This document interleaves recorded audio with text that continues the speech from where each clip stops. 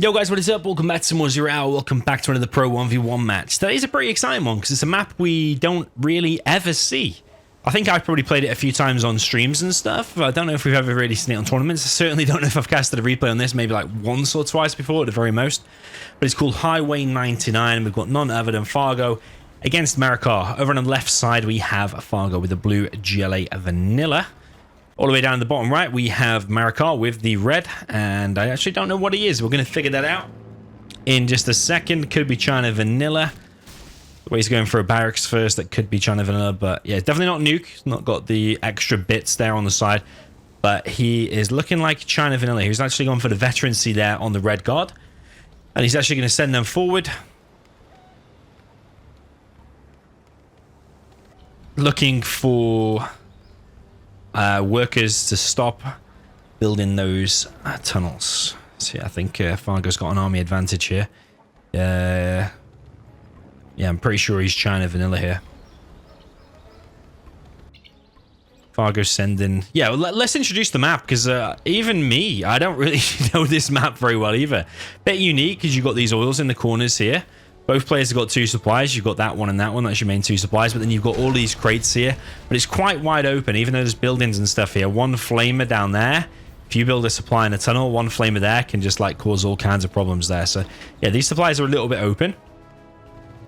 Looks like two perfect supplies, or as good as a supply you can get there. Marakar's tried to go in that building, but due to the pathing of Zero Hour, he actually doesn't want to go in there right now. Marakar has not upgraded the capture. Oh, he has now. Fargo just going straight towards this oil. I think he wants to get inside of there. So that's a mistake there from Marakar. Well, really, the map shouldn't be bugged. It should have better pathing. The game shouldn't be bugged like that. But it's kind of a big moment, because what that technical could have done is dropped off some RPGs and a worker, and that gap had no way of stopping it. So that could have been a big problem. But because Fargo's dropped it here, it has been stopped. Don't tell me. If that has RPGs in it, that's a massive mistake there from Fargo. It has terrorists inside. Goes for the kill on the war factory. Doesn't get it. So that's quite a bad first technical there, because his worker got stopped. He could have dropped that further back if he was going for the TNT. And actually the TNT there failed because one terrorist got picked off there by the GAT. And Marakar behind this is getting himself an oil. He's got this artillery platform here as well, which is an annoying position. Marakar needs to remember to click on that one. And he's got a GAT parked back here. Little funky forest going on in the corner. I can't remember who actually made this map. Don't know if it was Relax or what, but I'm a big fan of all kinds of new maps. A lot of maps in Zero Hour are unique. This is definitely a unique map with the oil perched on the hill there with those buildings. It's very, very nice. Marakar looking like he's off to a good start here as well. What you don't want to allow is Fargo to get an aggressive position here and an aggressive position here. You don't want to be fighting on two fronts ideally. You want to be focused on fighting on one front as the China, whether you're playing as tank or whatever. I think actually that GAT could actually start focusing down that oil. Every little helps, because then an artillery later on could come in and finish it off. It could be the difference between it being finished and not. This tunnel is still being denied, and the GAT has found its way all the way over here. This is the problem for GLA. If you don't get those early tunnels up, then actually it does become quite hard to expand. You need them tunnels up, but once they are up, holding that position is going to be far easier than the China Vanilla clearing it.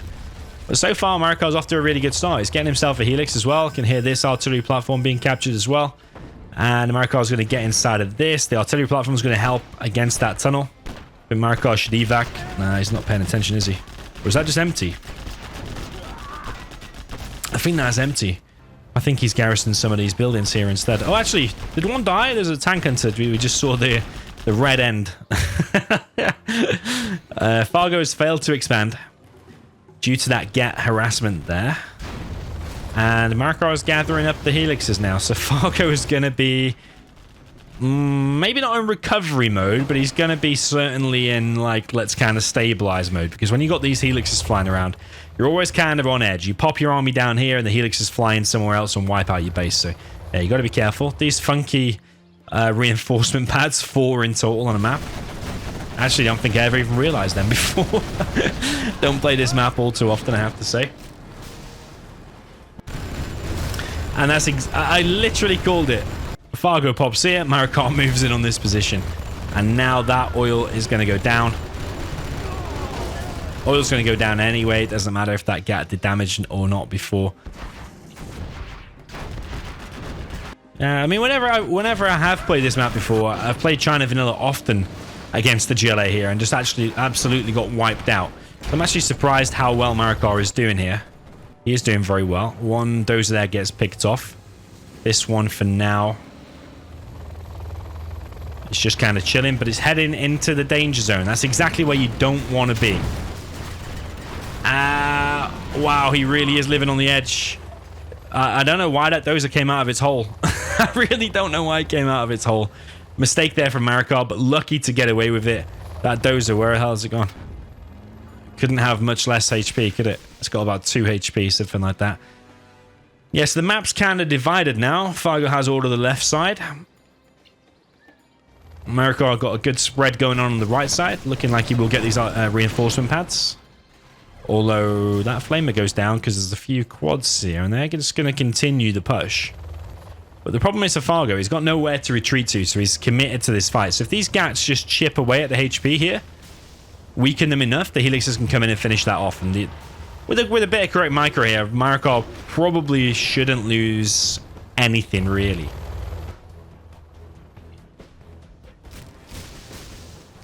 No chain guns yet for Marakar. Marakar's really looking for this stealth tunnel, but really can't find it. Fargo could pop now and finish a Helix, maybe. No, Marakar just bails on the idea. He's bringing a flamer. Gatling there goes down. One reinforcement pad is captured, but there is a technical on the way. The problem is now is if that dies straight away, it just gives 200 XP there to Fargo. 200 XP for a reinforcement pad kill, so you better not really capture it unless you plan on not losing it straight away. Because it's only going to give vanilla battle masters away anyway. Vanilla battle masters are pretty useless.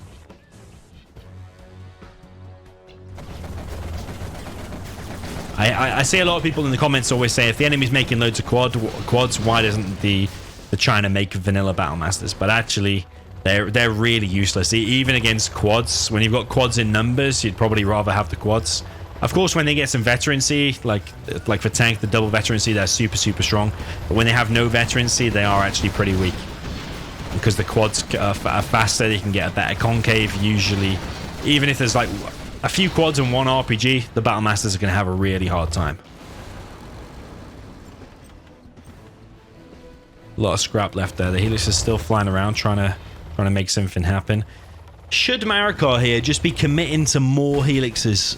And I would argue he probably should have cleared this position already. If he, like, forgetting the prop, maybe stop producing so many ground units, maybe just make a few and just invest fully into Helixes.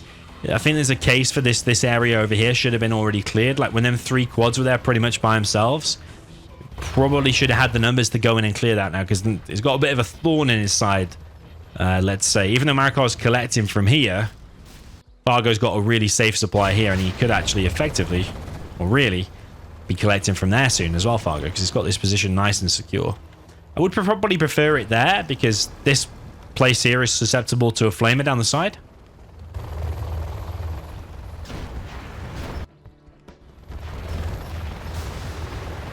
Marakar is going to expand to this position, though. There is a tunnel right there. Is Marakar going to commit to this? He is. He's going to commit to the main base. But I think he knows to go in because Fargo's actually already popped somewhere else. This is the problem with leaving your main base with only one tunnel and you've popped your main army somewhere else. Fargo's now coming back with his army right across the map. I think he's literally double-tapped Q. Yeah, he's double-tapped Q. And just going straight in. A lot of his base here is getting heavily wrecked by Marakar. One arms dealer is going to go down. These Helixes are taking some damage, but I think ultimately going to survive. Oh, no, one Helix does go down. All of the ground army there for Marakar has been cleared up. Yeah, Marakar's making Infernos now, and we've seen some good China Vanilla performances from him before. I just think a heavier investment in Helixes is going to be good, because these Infernos by himself are useless, let's face it. These quads can just go over there, go within range, go too close, and the Infernos should all die, or one battle bus will wreck all of them. When you think about the propaganda cost 2,000, each of them are costing 1,100 each. Think about how many extra Helixes that could be. Yeah, I just think it's better. Unless you're going to build a beast of a ground arm, you need more. You need a lot of ECMs, maybe an overlord in there, stuff like that. But yeah, ground army is slower. Marakar was floating a little bit of cash, then he had like 6k. He's just spent a little bit of it, but still floating a little bit. Spending more of it now. He's got an oil advantage. Outpost over here, just providing a bit of a scout. If we look at how much of the map he can see pretty much like 80% of it. Whereas Fargo can see a lot less. And to be in that kind of a position, so much of the map in darkness, whilst there's a load of Helixes flying around, is kind of bad. Yeah, Marakar proving to be very strong this game. Carpet artillery comes in. It's actually going to be on that supply and goes down with all the workers as well. It's a bit of a loss there for Fargo. Infernos get one shot off. Does cause a firestorm, but not really doing a lot. You see, even one super tech is just going to wreck all of these. And I mean, super tech can wreck pretty much anything anyway. But the Inferno's like so vulnerable, especially on a gigantic map like this. Super tech goes down. That's one of the only lifelines there for Fargo, really. Super tech could go over here, really, and stop that dozer. Could have stopped this whole supply. But yeah, just to waste it to a gat there, definitely not something that Fargo wants to be doing. He's actually mined out of his second. And he's got no workers left on his main and no supplies left on his main. So Fargo's now forced to do something. He can't just sit and chill now.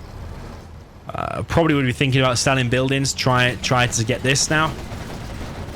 But Marakar's definitely in the driver's seat.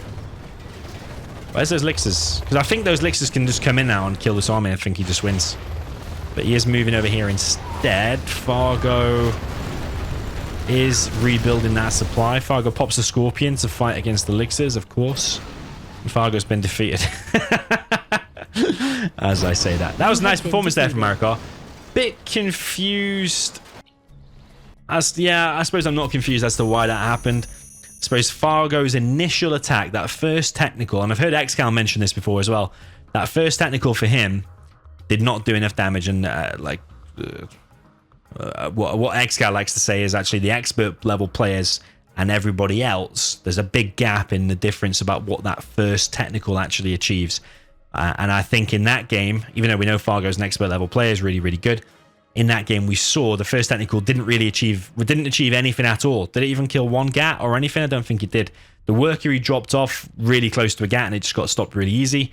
And then his TNT failed because he went really deep in the base where there was a gat and picked off one terrorist. So that was kind of bad from there. But I think Fargo still could have won that and still kind of stabilized, but he made a couple of mistakes thereafter, which was like popping his army in one position, popped his whole army, only leaving one tunnel in his main base, and as soon as them Helixes come in the main base, then it was all kind of downhill from there.